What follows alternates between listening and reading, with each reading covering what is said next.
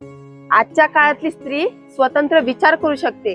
अहो एवढंच काय, घर संसार सांभाळू शकते, मुलाबाळांना चांगले शिक्षण देऊ शकते आणि एवढंच नाही, राष्ट्रपती सुद्धा होऊ शकते.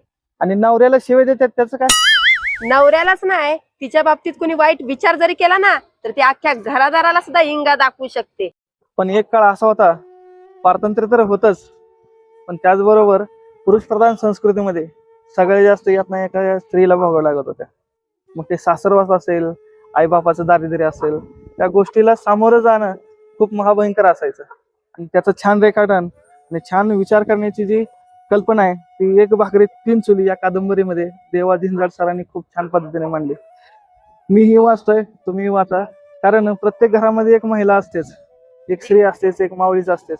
त्या माऊलीच्या आयुष्यामध्ये येणारे खडतर प्रवास ह्या कादंबरीमध्ये तुम्हाला अनुभवायला येतील. प्रत्येक पानामध्ये तुम्हाला त्याची जाणीव होईल.